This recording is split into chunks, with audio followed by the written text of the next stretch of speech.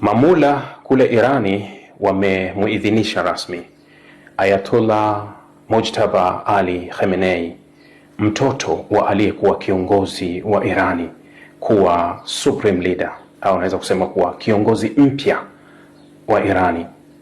Uamuzi huu sio bahati mbaya.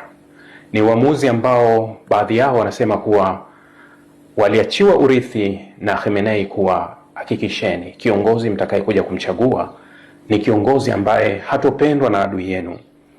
Kwa hiyo wamebaki kudumu kwenye njia ambayo walianzishiwa.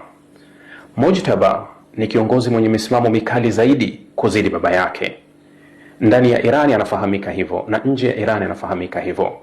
Awali Marekani na Israeli walionyesha kutokumkubali, na hata baada ya uteuzi wake maoni yaliyotolewa na Rais Donald Trump ni kuwa hajakubaliana na uteuzi huo. Uteuzi huu unatoa ishara moja tu kuwa Irani bado wamesimama kwenye njia ile ile, na huenda wakawa wanaenda kwenye njia kali zaidi kuzidi njia ya awali waliokuwa wamesimama. Uteuzi wa Mojtaba unatuma salamu moja kwa moja kwa upande wa pili kuwa Irani haitishwi wala haitetereki na wala haijabadilisha msimamo wake. Kiongozi huyu anafikiriwa kuwa labda anaweza kuja kwenda tofauti kidogo na babake katika uamuzi wa mwisho ambao ndio Irani wamekuwa wakiuzungumza, kutoa fatwa au kutoa agizo la Irani kumiliki nyuklia.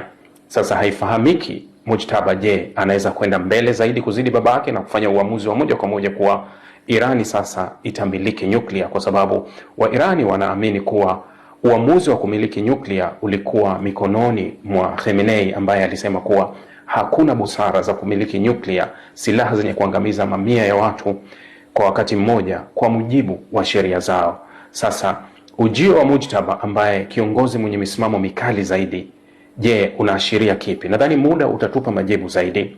Kiongozi huyu ndani ya Irani anafahamika kwa misimamo yake, ni misimamo mikali, na hii huenda ikazua sintofahamu baada ya mzozo wa vita. Mzozo wa vita zaidi umewaunganisha wa Irani, lakini tunaweza tukatarajia mengine baada ya mzozo huu kumalizika.